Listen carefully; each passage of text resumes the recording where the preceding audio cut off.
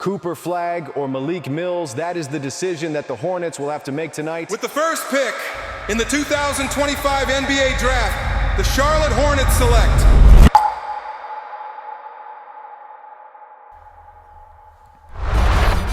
Welcome back.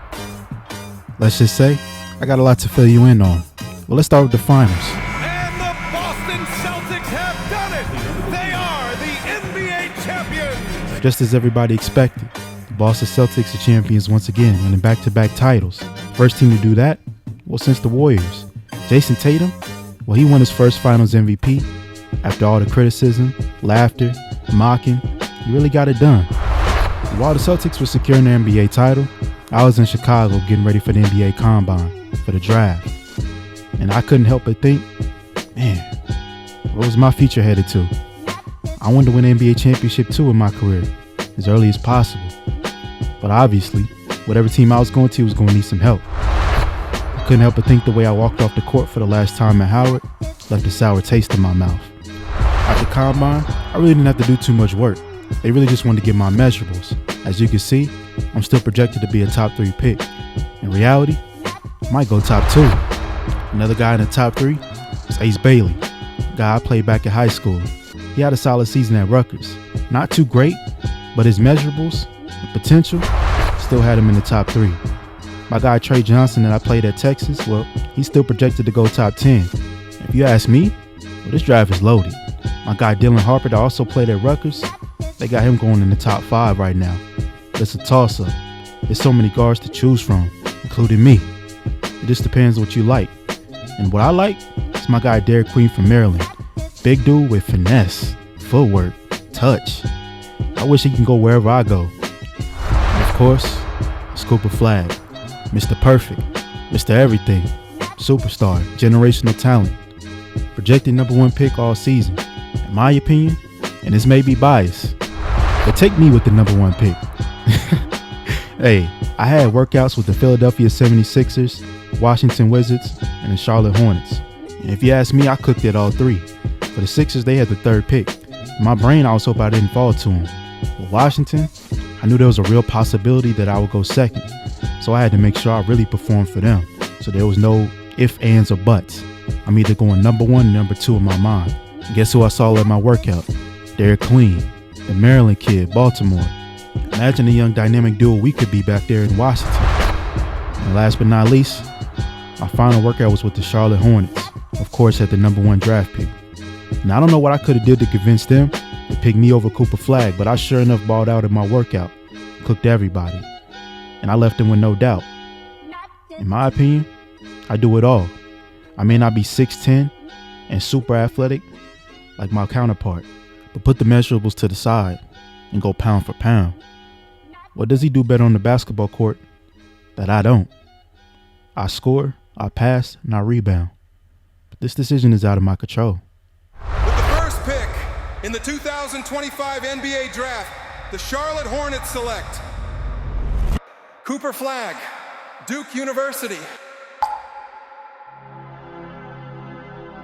With the second pick in the 2025 NBA Draft, the Washington Wizards select Malik Mills, Howard University.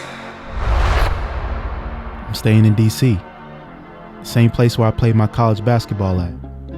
See, General Manager Will Dawkins said they've been scouting me since I even got to Howard, and they felt like I was the perfect person to turn this organization around. The Wizards have been putrid, awful.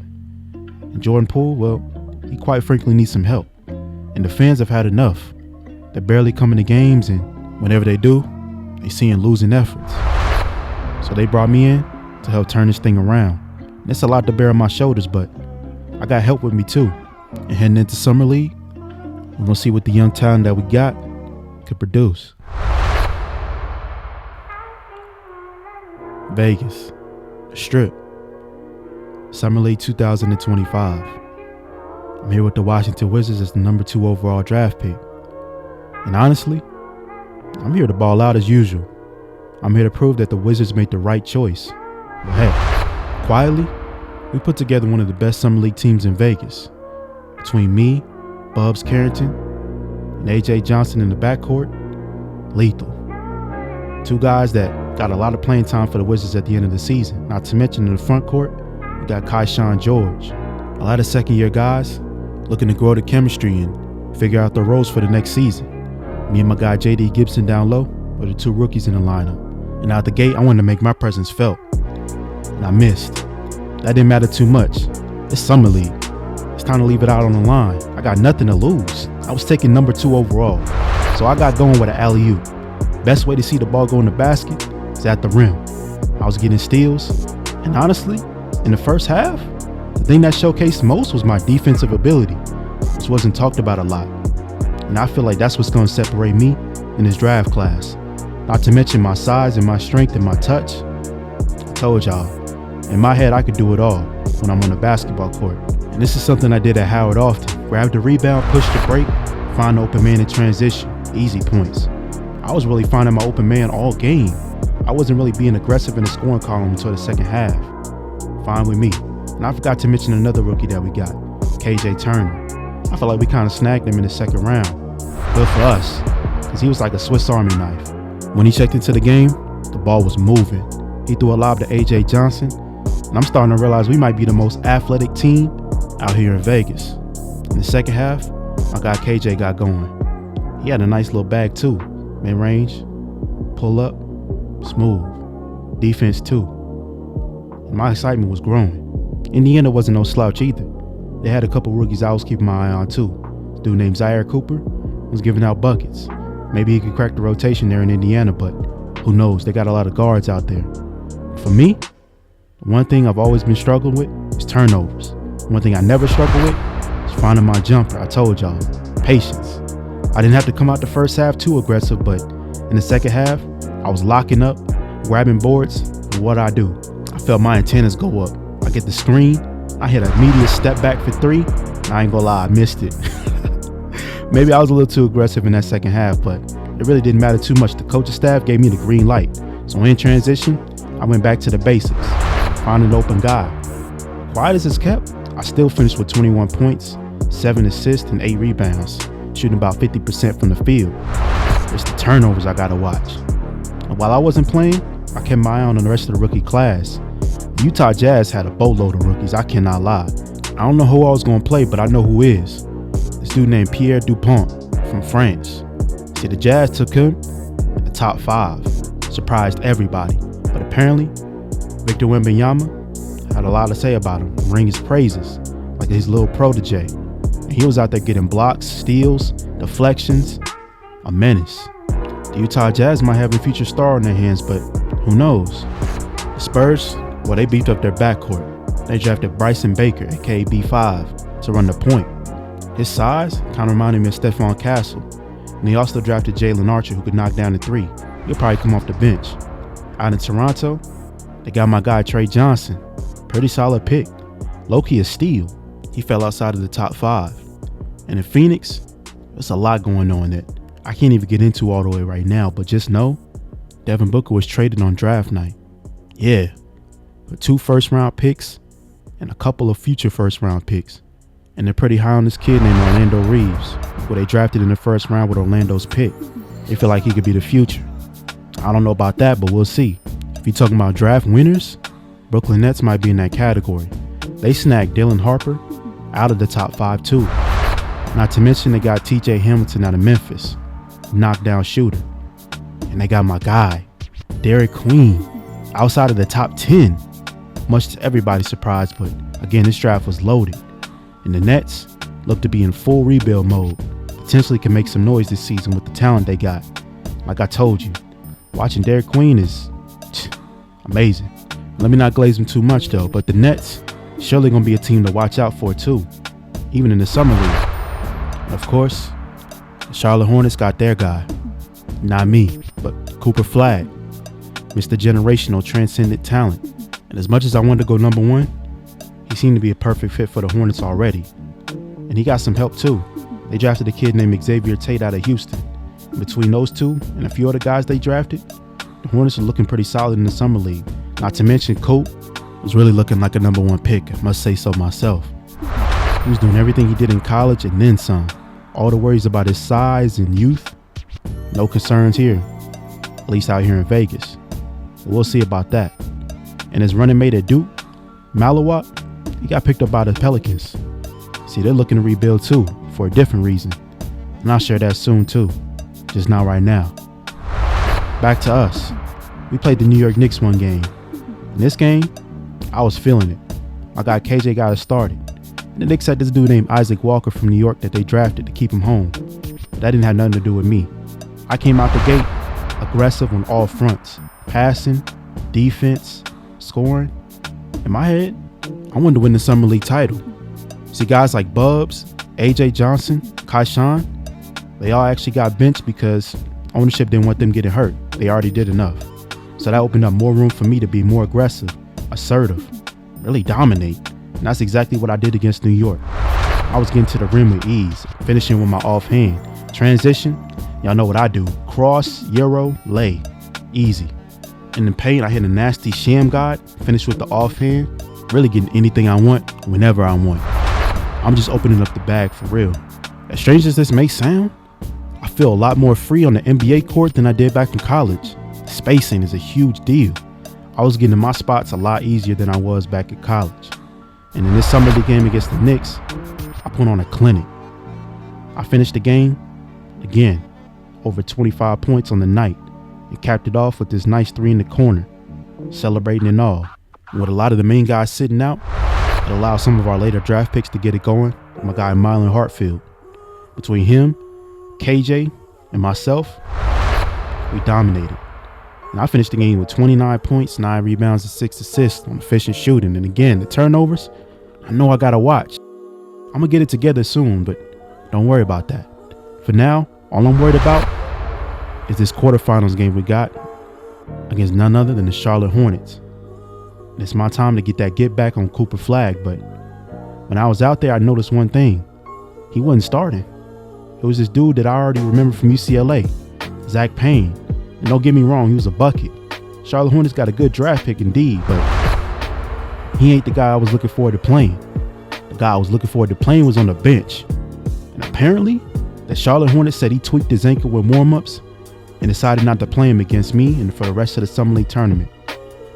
And despite his dominant numbers, this is a matchup I really wanted. And while I was initially disappointed, I decided I'm taking it out on everybody I see in the Charlotte Hornets uniform. They still getting the work that I was going to get to Cooper. And I'll just have to say that for the regular season next time. Out the gate, I'm getting to the basket, finishing with Lay's, Doritos, whatever chips you want. Everything was easy at the rim. Charlotte wasn't no pushover either, but it just wasn't their night. It was mine. The coaching staff told me this probably be my last Summer League game to not risk me getting hurt. Little did they know they put a battery in my back. I was out there getting steals at half court and finishing transition with ease. I ended up finishing the game with 32, 5, and 7. And I shot the ball 22 times. It was nothing nobody could tell me out there. It's my last game. I'm going out with a ball. And I knew that I had Cooper in attendance, watching. I finished the Summer League. Some pretty dominant numbers if you ask me. And while I was cooking in Summer League, there was a lot going on in the NBA world behind the scenes that, let's just say, the NBA is going to look completely different. The Phoenix Suns are sending their all-time leading scorer Devin Booker to the Orlando Magic in exchange for the 12th pick Anthony Brown, 22nd pick Orlando Reeves, and multiple future first-round picks. Well, the Phoenix Suns decided to blow up their team, starting with the all-time leading scorer Devin Booker, sending him to Orlando to help Franz Wagner, Paolo Banchero, see if Orlando can finally get over the hump. And in return, they traded their draft picks to the Phoenix Suns, which we already saw one of those guys in Orlando Reeves. And also, the Pelicans traded Zion Williamson, yes, the former #1 overall pick, to the Minnesota Timberwolves for Julius Randle and a future first-round pick. And they paired both the athletic freaks Anthony Edwards and Zion together. Speaking of blowing up Phoenix, they traded Bradley Beal to Charlotte. And Bradley Beal solemnly swears that this season he's coming different. He's ready to hoop in a better position. Malik Monk and Sacramento Kings, they had a falling out. They traded him to the Milwaukee Bucks to see if he can help Dame and Giannis figure this out one last time. Because there's rumors that Giannis might leave Milwaukee if they can't get a ring this season. Free agency. And speaking of the Kings, Well, they sent Sabonis to the Bulls in exchange for Vucevic. See, the Bulls, they feel like they got something with Kobe White. Oklahoma City, they used all that draft capital to get a shooting guard in Quentin Grimes. And they traded Lou Dort, which came as a surprise. But at this point, all eyes were back on Phoenix. What are they going to do with Kevin Durant? It's official. Superstar and future Hall of Famer Kevin Durant has been traded home. The Phoenix Suns are sending Durant to the Washington Wizards in exchange for Jordan Poole, A.J. Johnson, Chris Middleton, and a future first-round draft pick. This trade may be a surprise to most, but according to sources, Kevin Durant had Washington on his short list of targeted destinations. The Maryland native finally returns home to play perhaps at the end of his long and storied NBA career. The news that Kevin Durant got traded to Washington hit the NBA like the COVID pandemic. Nobody saw it coming. But according to KD, he wanted to finish his career back home and see if Washington could get lit again. Washington gave up a huge haul to get KD. Chris Middleton, A.J. Johnson, I just played with his summer league, and also Jordan Poole. And those guys join a weird dynamic in Phoenix. Phoenix is in a rebuild, yet they got a lot of random mixture of ages in that group. But maybe Jordan Poole could help lead these young guys to do something. A lot of rookies on that team. All eyes are going to be on Washington now because after KD, DeMar DeRozan decided to take his talents here too. And just like that, Washington went from being a laughingstock to all of a sudden getting all the media attention.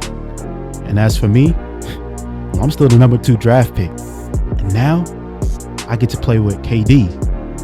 Guys like Alex Sarr and a lot of the young guys on this team never saw this coming, but in training camp, it got active.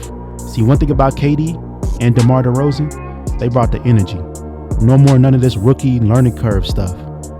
They came here to win games. So guys like Bub showed out too. And KD, man, he was playing magnet ball in training camp. I ain't never seen nothing like it. Look, I got my stuff off for sure, but when it came to KD, this man was hitting nothing but net. It felt like on every jump shot he took. It was clear and evident. While his career was winding down, he came to Washington to make things right.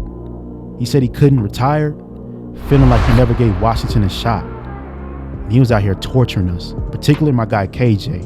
Couldn't hold a candle to him, but who could? It's KD. In the training camp, me and Bub was going at it. Second year guard against a rookie. And for Bilal, DeMar, and the rest of the guys, it was just about showtime. And everybody was hyped, ready to prove to the world that the Wizards are back, better than ever. Opening night 2025 here in the district. But it's a new regime. The packed crowd is here to see one thing. Point guard position, 6'6", number 5, Malik Mills. I'm making my NBA debut tonight in the starting rotation with a collective of guys that I didn't see coming when I got drafted, but I'm thankful to have. DeMar, Bilal, Alex, and of course, the one and only Slim Reaper. 6'10", number 7, Kevin Durant. I took one look out before the game at the crowd. Packed. Not one seat unsat. Everybody was in attendance to see KD and the young guys. And as for me, it was crazy taking the torch from KD at the beginning of the game, but we were going against a tough opponent tonight, Kawhi Leonard and the Clippers. But see, James Harden was gone. He followed the money. So they drafted a rookie named Rico Red in the first round. And that was my matchup tonight.